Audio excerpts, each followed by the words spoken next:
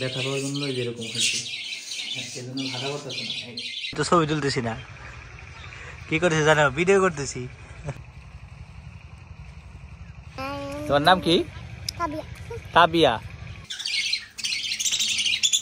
আসসালামু আলাইকুম, সবাই কেমন আছেন? আশা করি সবাই অনেক ভালো আছেন। অনেকে আমাকে প্রশ্ন করে থাকেন যে আমার যে পাখিগুলো আছে সেই পাখিগুলোর আমি কিভাবে পরিচর্যা করে থাকি। আমার পাখিগুলোকে সিড মিক্সের পাশাপাশি আমি যে সকল খাবার দেই তার মধ্যে অন্যতম হচ্ছে এই কলমি শাক। আমি যে ক্ষেতটি থেকে কলমি শাক উঠাইতেছি এটা হচ্ছে আমাদের নিজেদের ক্ষেত। অনেকে হয়তোবা এর আগে বিভিন্ন ভিডিওতে আমাকে দেখেছেন বা আমাদের যে ক্ষেতগুলো আছে সেই ক্ষেতগুলো দেখছেন। কলমি শাক উঠাইতে যে একটা ইন্টারেস্টিং ব্যাপার হলো সেটা হলো কিছু বাচ্চা টাচ্চা দেখলাম যে সুন্দরভাবে খেলতেছে, ওদের সাথে একটু মজা করলাম। ওদের এই ছোটবেলার যে খেলাগুলো আছে সেই খেলাগুলো দেখে আমি কিন্তু আমার যে ছোটবেলা সেই ছোটবেলার কথা একটু মনে পড়তেছিল। আসলে আগের দিনগুলো কত সুন্দর ছিল, যদি একটু ভেবে দেখেন তাহলে হয়তো বা বুঝতে পারবেন যে আসলে ছোটবেলায় অনেক ভালো ছিলাম আমরা। কলমি শাক ওঠানোর পরে আমার যে এখন কাজ সেটা হচ্ছে পাখিদেরকে এই খাবারগুলো আমার দিতে হবে। মূলত আমার ক্ষেতটা কিন্তু আমাদের যে বাড়ি আছে সেই বাড়ি থেকে 3-4 মিনিট লাগে হেঁটে যেতে। অনেকেই আমার কৃষি প্রজেক্ট যেগুলো আছে সেগুলো দেখে বলেন যে ভাই আসলে এগুলো আপনার কত দূরে বা আমার বাড়ি থেকে কত দূরে। মূলত আমার বাড়ির আশেপাশেই কিন্তু আমার এই কৃষি প্রজেক্ট, পাখির প্রজেক্ট এবং অ্যাকুয়ারিয়ামের যে প্রজেক্টগুলো আছে সেগুলা।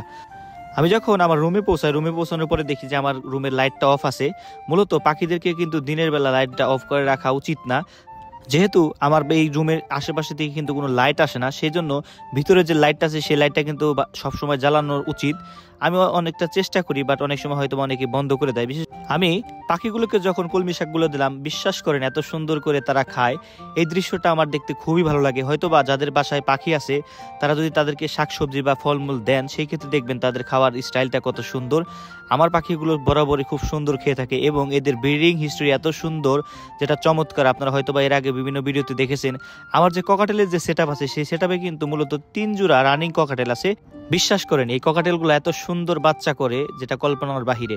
এর আগে আমি প্রত্যেকটা মাসেই কিন্তু এদের থেকে বাচ্চা পাই। মূলত একটা ককাটেল থেকে কিন্তু 2 থেকে 3টা বাচ্চা যদি আমি পাই সেই ক্ষেত্রে দেখা গেছে 5 থেকে 6 হাজার টাকা বিক্রি হয়। অর্থাৎ একটা ককাটেলের পিছনে যদি আমি মাসে 200 টাকা খরচ করি সেই ক্ষেত্রে কিন্তু সুন্দর একটা প্রফিট আমি এখান থেকে পাইতে পারি। বাট আমার এই কথাগুলো শুনে কিন্তু ককাটেল পালা শুরু করা যাবে না। মূলত পাখি পালনের ক্ষেত্রে কিন্তু অনেক নিয়ম কানুন আছে এবং বিভিন্ন প্রকারের কোর্স করাইতে হয় পাখিদেরকে। অর্থাৎ মেইনটেনেন্সটা কিন্তু খুব ইম্পর্টেন্ট। অর্থাৎ আপনি যদি না জানেন সেক্ষেত্রে কিন্তু অনেক কিছু হইতে পারে বা পাখিগুলোর থেকে কিন্তু আপনি প্রফিট ইনকাম করতে পারবেন।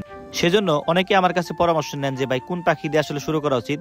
মূলত বাংলাদেশ কেন প্রত্যেকটা বিশ্বেরই যারা পাখাল আছে অর্থাৎ পাখি পালন করে সবাই কিন্তু বাজরি দিয়েই কিন্তু এই পাখি পালনটা শুরু করে। কারণ কি পাখি পালনের ক্ষেত্রে কিন্তু বাজরিটা পালন করা কিন্তু খুবই সহজ। অর্থাৎ তাদের ক্ষেত্রে কিন্তু খুব কম পরিমাণে খাবার দেওয়া লাগে এবং খুব কম পরিমাণের বিভিন্ন কোর্স করানো লাগে। সেই ক্ষেত্রে দেখা যায় কি পাখি থেকে কিন্তু ভালো একটা প্রফিট এখান থেকে আপনারা পেতে পারেন। পাখিদের যখন খাওয়াইতেছিলাম হঠাৎ করে দেখলাম যে একটা পাখির একটু সমস্যা। এই সমস্যাটা দেখার পর আমার কিন্তু খুবই মনটা খারাপ হয়ে যায়, কারণ এই পাখিদের সাথে কিন্তু আমার ভালো একটা সম্পর্ক। আমি এই পাখি থেকে লাভ করি বা লস হোক সেটা ভিন্ন কথা, বাট যখন আমি দেখি যে আমার পাখিগুলো অসুস্থ হয়ে যায় সেক্ষেত্রে কিন্তু আমার মনের মধ্যে একটা কষ্ট লাগে। আমি এই পাখিগুলো কিন্তু খুব যত্ন সহকারে পালি এবং শখের বসেই কিন্তু এই পাখিগুলো পালি। বাট আলটিমেটলি কিন্তু পালতে পালতে এমন একটা অবস্থায় পৌঁছে গেছি যে আমি এখন ব্যবসায়ের একটা পরিচালনায় চলে গেছি। এই জন্য পাখি পালন যদি বাণিজ্যিকভাবে কেউ করতে চান অবশ্যই বিভিন্ন প্রকারের কোর্স করে বা বিভিন্ন প্রকারের পরামর্শ নিয়ে এই পাখি পালন করা উচিত। এই জন্য পাখি পালনের ক্ষেত্রে যদি কারো পরামর্শ লাগে অবশ্যই আমাকে কমেন্ট বক্সে জানাবেন, অথবা আমার যে ইনবক্স আছে সেই ইনবক্সে জানাতে পারেন। আমি ইনশাল্লাহ আমার যথাসাধ্য চেষ্টা করব যে যদি আপনাদেরকে একটু হেল্প করতে পারি। সেই ক্ষেত্রে আমি প্রতিটা ভিডিওতে কিন্তু বলে থাকি এই খামার করা বা বিভিন্ন প্রকার অ্যাগ্রো টাইপ যে বিজনেসগুলো আছে সেই বিজনেসগুলো কিন্তু আপনি নিজে যদি না করতে পারেন সেক্ষেত্রে কিন্তু করতে যাওয়া উচিত না। অর্থাৎ মানুষ দিয়ে কিন্তু এসব কাজ হবে না। আপনি যদি প্রচুর পরিমাণে পরিশ্রম করতে পারেন সেই ক্ষেত্রে কিন্তু আপনার এগুলো করা উচিত। সবসময় আমি খাওয়ানোর ক্ষেত্রে দেখি যে আসলে কি কি এখন আপডেট আছে। এখন দেখেন কত সুন্দর একটা বাচ্চা হয়েছে। আমার যে ককাটেল আছে বলছিলাম যে প্রত্যেক মাসেই কিন্তু এটা ব্রিড করে। আমার এখন রানিং যে 3 পেয়ার ককাটেল আছে 3 পেয়ারে কিন্তু ব্রিডিং আছে অর্থাৎ বাচ্চা আছে। পাখির খাবার দিতে দিতে হঠাৎ দেখে আমাদের এই 2 ছোট ভাই চলে আসছে খাবার নিতে এবং এদেরকে আমি অলরেডি খাবার দিয়ে দিছি। বাট ওরা এখন করবে কি যে আমার যে সেটআপগুলো আছে সেই সেটআপগুলো ঘুরে দেখে আমার যে লাভবার্ডের যে সেটআপটা আছে কিন্তু দেখেন আলটিমেটলি কিন্তু 4টা ডিম দিয়ে দিছে। দেখা যাক এখন ফার্টাইল হয় কিনা, যদিও আমার কাছে মনে হচ্ছে না যে ডিম এগুলো ফোটার সম্ভাবনা আছে। তারপরেও দেখি আল্লাহ ভরসা, যেহেতু রক্ত জমাট বাঁচছে। প্রতিটি ভিডিওতে আপনাদেরকে বলে থাকি যে আপনাদের সাপোর্ট ছাড়া আমি আসলে এই পর্যন্ত আসতে পারতাম না। এজন্য সবাই আমার ভিডিওটি শেয়ার করতে পারেন এবং চ্যানেলটি সাবস্ক্রাইব করে নিতে পারেন। ধন্যবাদ সবাইকে। আসসালামু আলাইকুম।